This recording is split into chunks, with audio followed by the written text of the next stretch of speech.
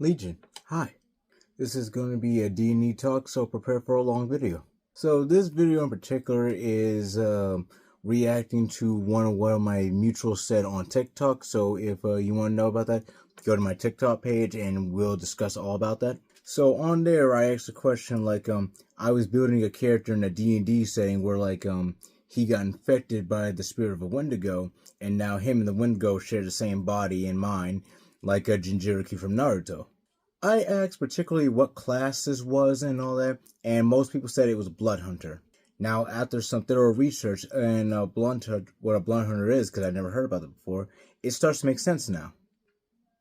Along with that, one of my other mutuals asked me like if I can go into detail about this campaign I was building, which I will. So let's get right into it. So if you've been following my TikTok lately, I've had made some OC characters and all that.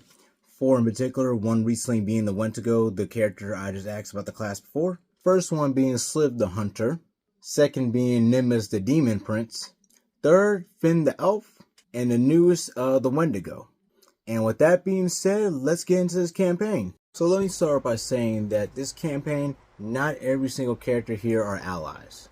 For instance, Sliv and Nimbus were comrades because they both served in the army together and all that, but they both went their separate ways on not so subtle terms. For instance, Nimbus went into worshiping demonic magic, and also the fact is that he was learning this from a person who was dabbling in dark magic. He is what I would say is a warlock class. Sliv, being his best friend during the time, decides to hunt him down because the fact is that when he realized that Nimbus was dabbling in dark magic, Nimbus killed all their comrades and then escaped.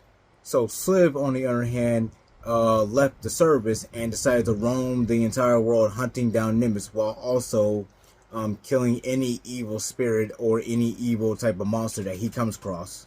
Very jaded type of character, fighter class, usually use a two-handed wheelblade, doesn't really use magic, also wears light armor. Nimbus, while also having hand-to-hand combat, primarily uses magic, mostly destructive magic.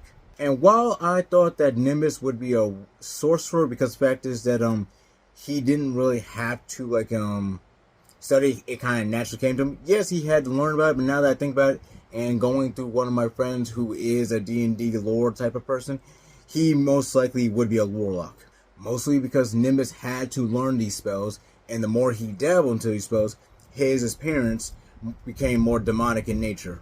For instance, he started growing horns. And then we got the bard, Finn the Elf. While mostly being a performer in his small town, he travels the world because he wanting adventure. Now Finn is a bard because he loves to entertain. And the reason I put him as a bard because I actually, while cosplaying him, I also have him using short swords and all that, while also at the same time, he uses a flute. As I recall, a bard is a person who is a jack of all trades but a master of none.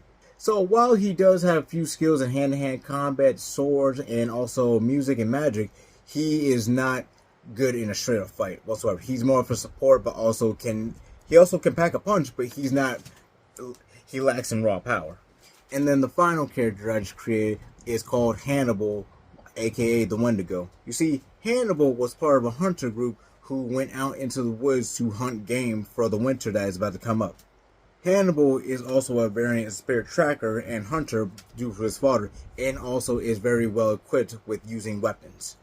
Weapons mostly firearms, not swords or anything like that.